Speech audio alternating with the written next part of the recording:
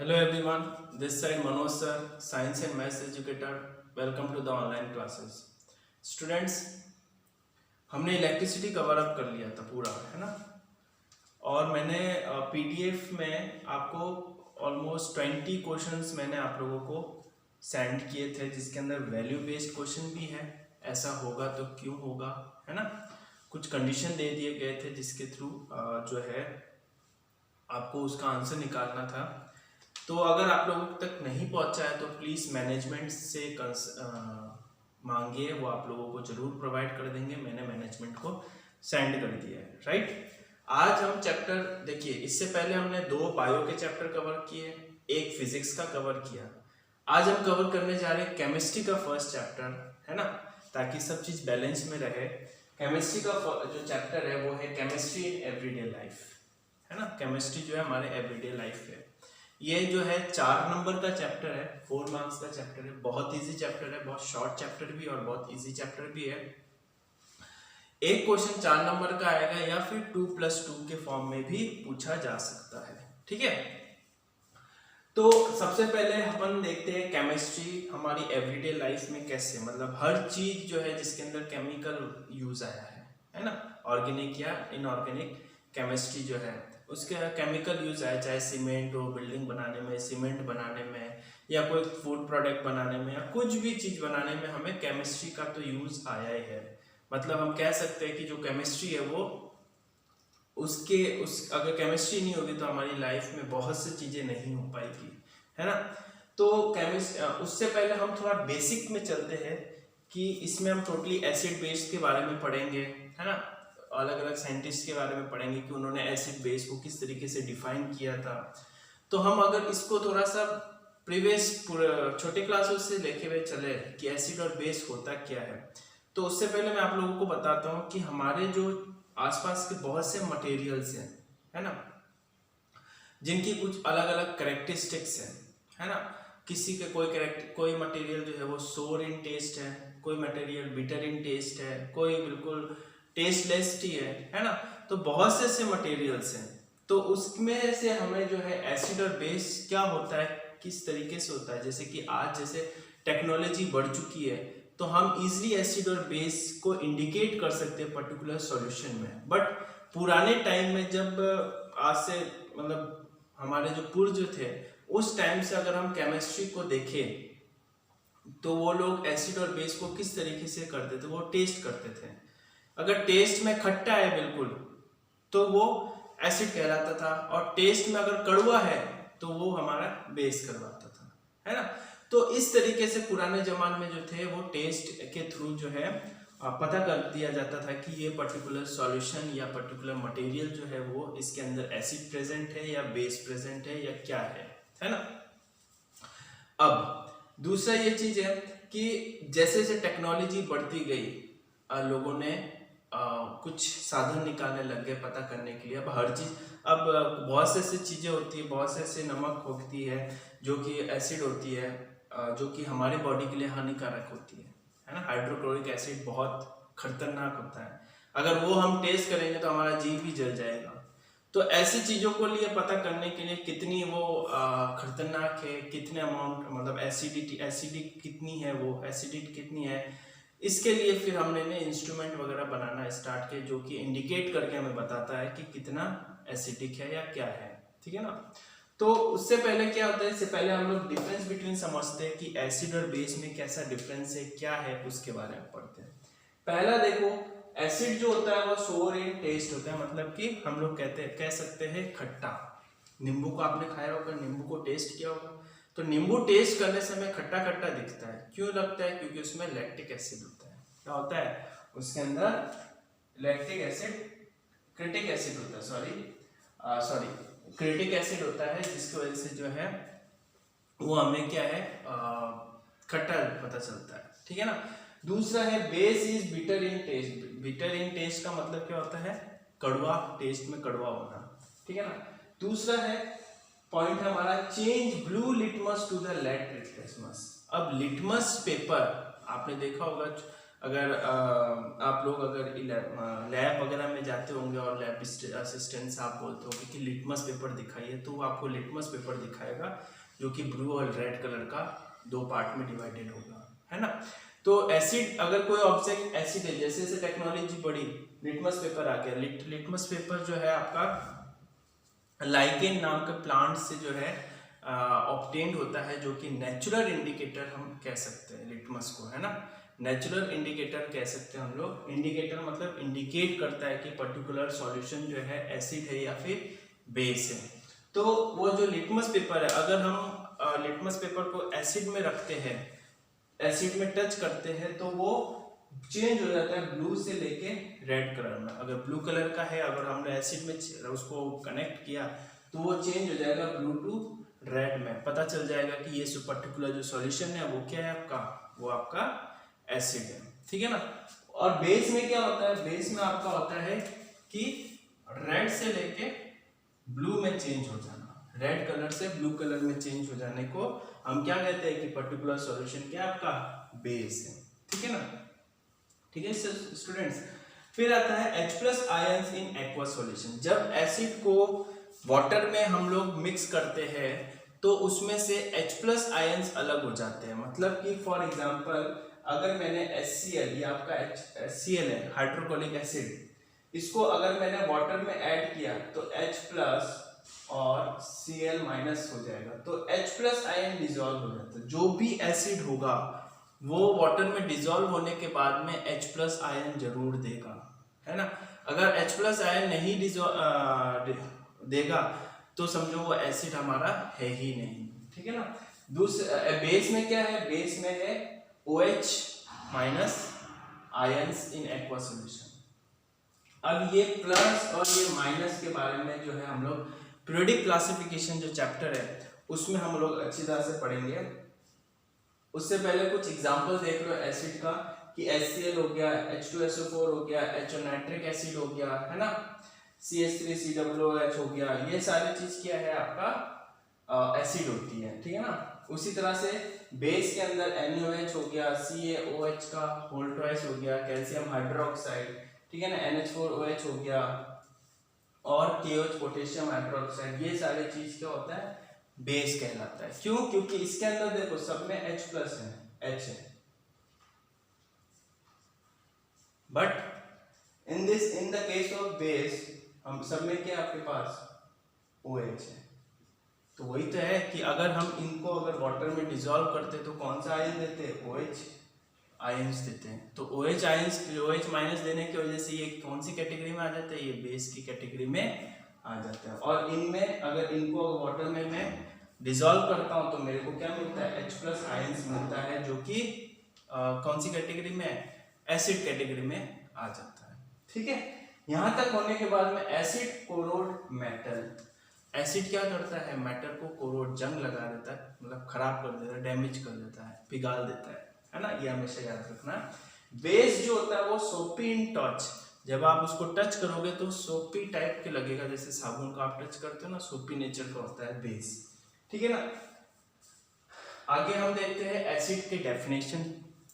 Acid का definition अगर हम लिखने जाए तो हम क्या लिखेंगे कि acids are compound which give hydrogen ion in water solution, which give hydrogen ion in water solution। कि एसिड ऐसे कंपाउंड है जो कि हम वाटर में डिसॉल्व करते हैं तो हमें क्या देता है, वो H+ आयन देता है, ठीक है ना।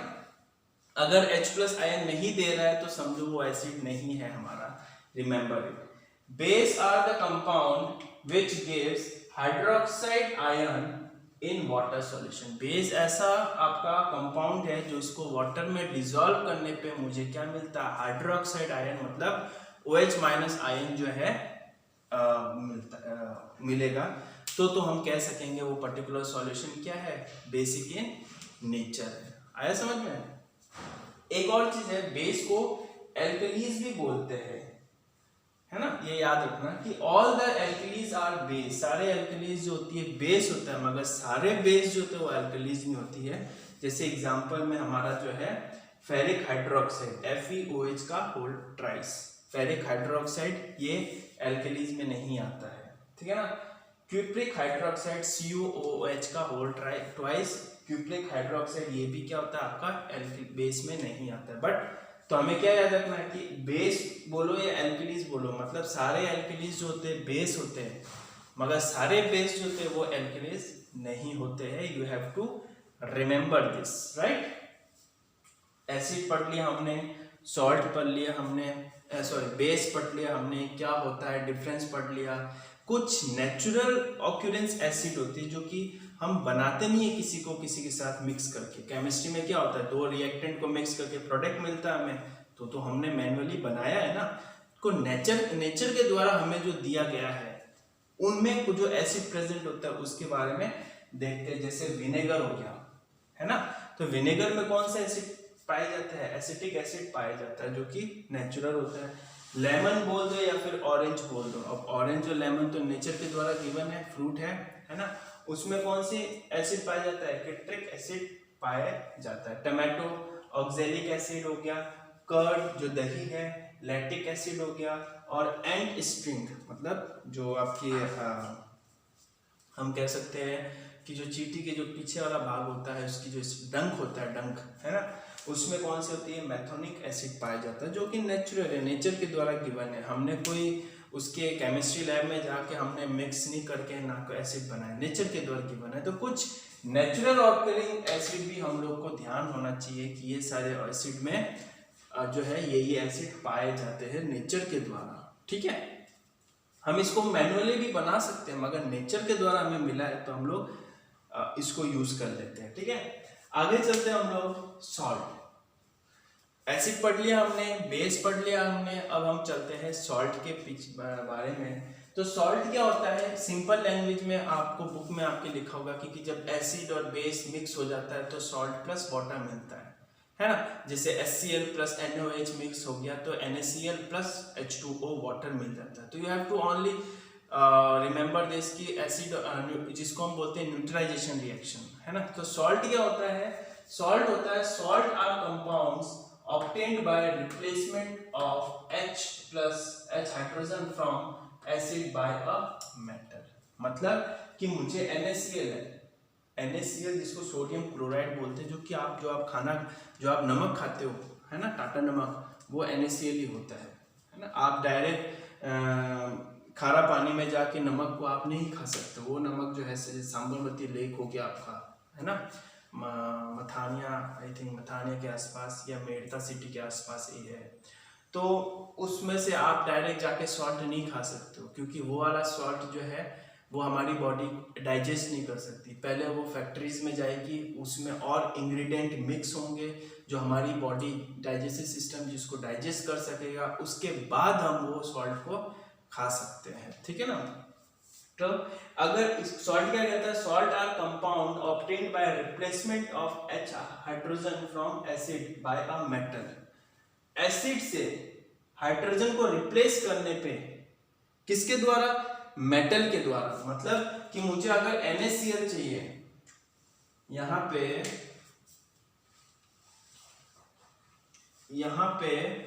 NaCl चाहिए मुझे, तो ये आपका जो एसिड है इसमें से हाइड्रोजन को मेरे को रिप्लेस करना है, किसके द्वारा, कौन रिप्लेस करेगा, मेटल करेगा जो कि Na है।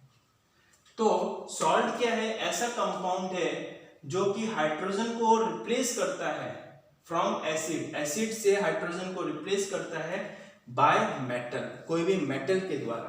तो Na क्या करेगा, इस HCl जो हाइड्रोक्लोरिक एसिड है ना, हाइड्रोक्लोरिक एसिड जो है इससे H को रिप्लेस करेगा और खुद उसके जगह पे जाके जुड़ जाएगा।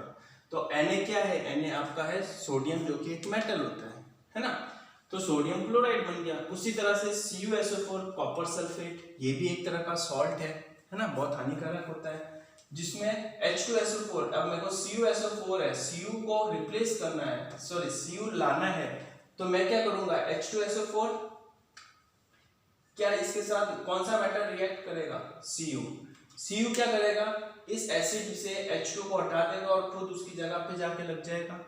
ऑटोमेटिकली मैंने क्या किया, एसिड से हाइड्रोजन को रिप्लेस किया और Cu जाकर, और कॉपर क्या आपका मेटल ही होता है, मुझे क्या मिल गया, कॉपर सल्फेट। उसी तरह से HNO3, HNO3 क्या होता है आपका नाइट्रिक एसिड। नाइट्रिक एसिड क्या होगा, अब मुझे K चाहिए, है ना, मुझे K चाहिए पोटेशियम, पोटेशियम चाहिए। पोटेशियम में क्या होगा कि अब मेरे को पोटेशियम में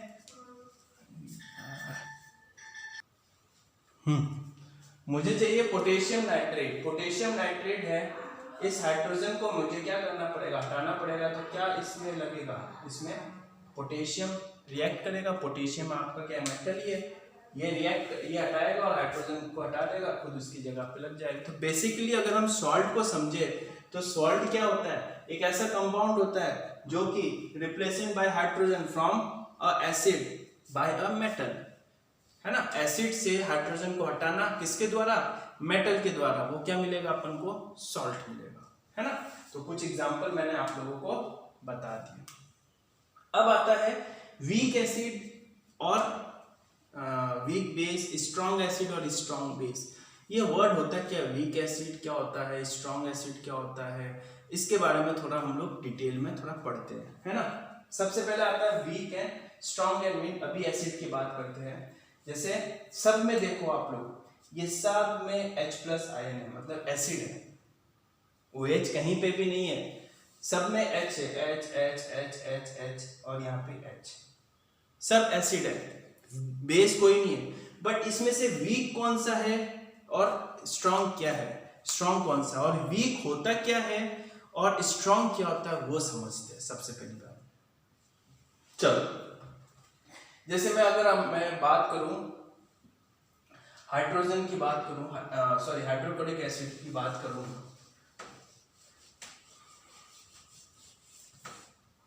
हाइड्रोक्लोरिक एसिड की बात करूं, समझते हैं इसको। तो H++Cl-, है ना। वीक स्ट्रॉन्ग एसिड क्या होता है, ये सारे एसिड की बात चल रही है अभी। स्ट्रॉन्ग एसिड क्या होता है कि जब मैंने इस एसिड को वाटर में डिसॉल्व किया तो H+ आयन कंप्लीटली डिसोशिएट हो गया, आयोनाइज हो गया। जो इसके अंदर ये H+ है ना, H है ना, ये कंप्लीटली डिसोशिएट हो गया, मतलब कंप्लीटली आयोनाइज हो गया, तो कहलाएगा वो स्ट्रॉन्ग एसिड, है ना।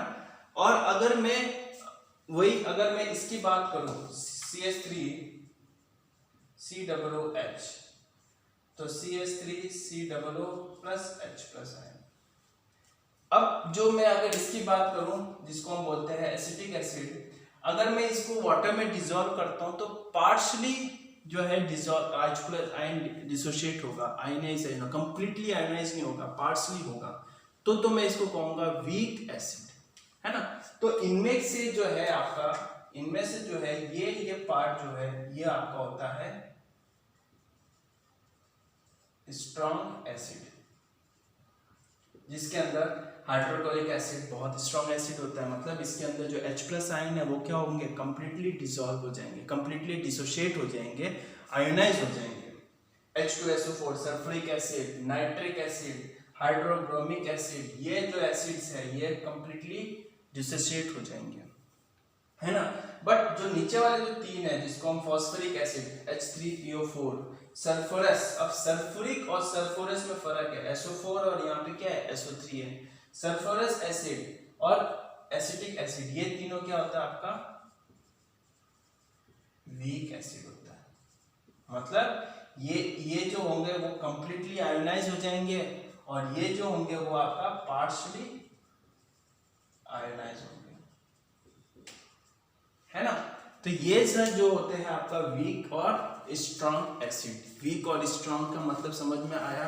वीक का मतलब जो H+ आयन होंगे वो कंप्लीटली आयोनाइज हो जाएंगे वाटर सॉल्यूशन में, तो वो कहलाएगा स्ट्रॉन्ग एसिड। और H+ आयन जो होगा वो पार्शली आयोनाइज होंगे, तो हम कहलाएंगे उसको वीक एसिड, ठीक है ना। इतना ही समझना है और कुछ एग्जाम्पल आपको ध्यान में रखना है, ठीक है।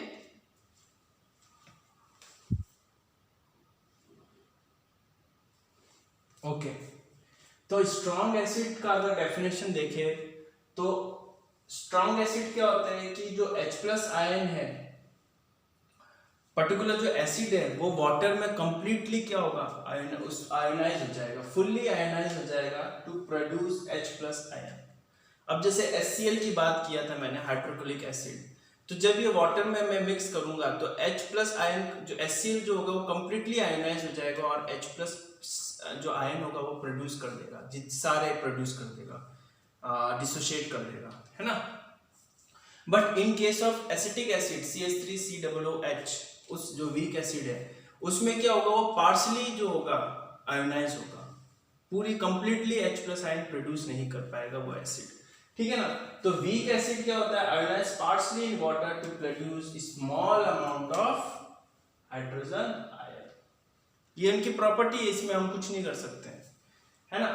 उसी तरह से एसिड की बात हो गई, उसी तरीके से हम बेस की बात कर लेते हैं। तो बेस बेसिकली क्या होता है, जिसके अंदर क्या प्रेजेंट होते हैं, OH- आयंस प्रेजेंट होते हैं। तो यहाँ पे इतने सारे बेस है जिसके अंदर सब में OH प्रेजेंट है, तो ये देखते ही पता चल गया कि ये क्या है, हमारे बेस है। जैसे sodium hydroxide, potassium hydroxide, lithium hydroxide, magnesium, aluminium hydroxide, ये सारे जो है आपका बेस होता है।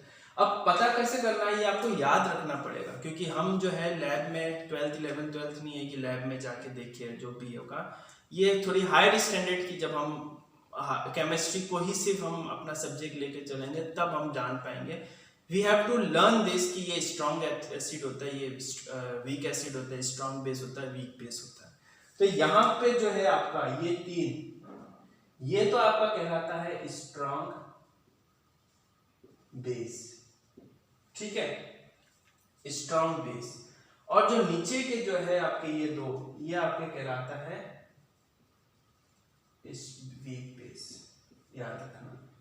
NaOH स्ट्रॉन्ग बेस मतलब कि NaOH जो है वो कंप्लीटली जो वाटर में डिसॉल्व करेंगे तो OH- जो है आयंस बहुत ज्यादा लार्ज अमाउंट में प्रोड्यूस करेगा, कंप्लीटली डिसोशिएट हो जाएगा। But in case of aluminium hydroxide तो OH आयन क्या होगा, कंप्लीटली डिसोशिएट नहीं होगा। तो यहाँ पे हम डेफिनेशन भी देख सकते हैं कि ionize fully in water to produce large number of OH- ion, और वीक बेस में to produce small number of OH- ion. तो कुछ इस तरीके से मैंने आप लोगों को स्ट्रॉन्ग बेस, स्ट्रॉन्ग एसिड, कुछ एग्जांपल्स मैंने आप लोगों को बता दिए। अब आप जब 12th कभी आपने अगर लैब में गए होंगे, केमिस्ट्री लैब में, तो वहां पे आपके बॉटल्स लगे रखे होंगे, है ना। उन बॉटल्स में व्हाइट कलर का एक लेबल होता है जिसके अंदर आपको कंसंट्रेशन और डाइल्यूट ऐसे लिखा होता है, DILCONCIDL, है ना। जैसे HCl कंसंट्रेशन, HCl और HCl डाइल्यूट HCl, ये होता है। अब the terms concentration and dilute क्या होता है वो समझते हैं। कंसंट्रेशन का क्या मतलब होता है कि acid which contained very small amount of water, एक ऐसी एसिड जिसमें एसिड की मात्रा ज्यादा है, वाटर की मात्रा क्या है, कम है, तो मैं उसको कंसंट्रेशन एसिड बोलूंगा, है ना। जैसे मैं अगर इसमें बोलूं HCl, तो कंसंट्रेशन HCl अगर बोलूं तो इसका मतलब वाटर की क्वांटिटी इसके अंदर कितनी है, कम है। बाकी एसिड की क्वांटिटी, HCl की क्वांटिटी क्या है, इसके अंदर ज्यादा है, ठीक है ना। डाइल्यूट के अंदर D फॉर डाइल्यूट, है ना। डाइल्यूट के मतलब वाटर की क्वांटिटी ज्यादा है, एसिड की क्वांटिटी उसके अंदर क्या है, कम है। तो acid which contain more amount of water is called as dilute acid. Water की अमाउंट क्या है उसके अंदर ज्यादा है और एसिड की अमाउंट क्या है उसके अंदर कम है। एक क्वेश्चन आ सकता है, क्या हम वाटर मिक्स करने पे एसिड की स्ट्रेंथ खत्म हो जाती है क्या? तो एक इंपॉर्टेंट है कि acid, strength of acid is not depend upon the concentration of acid. Acid की स्ट्रेंथ जो है कंसंट्रेशन एसिड के ऊपर डिपेंडेंट नहीं होता है ना। You have to learn this. तो यहाँ तक मैंने आप लोगों को बहुत से बेसिक चीजें बता दी है, स्ट्रॉन्ग एसिड, डाइल्यूट, कंसंट्रेशन, है ना, बहुत से एग्जांपल बता दिए। फ्रॉम नेक्स्ट वीडियो हम लोग जो है साइंटिस्ट के बारे में पढ़ेंगे कि उनके द्वारा एसिड और बेस उन्होंने किस तरीके से डिफाइन किया था, उनके कुछ एग्जांपल्स हम लोग समझेंगे। ठीक है, थैंक यू।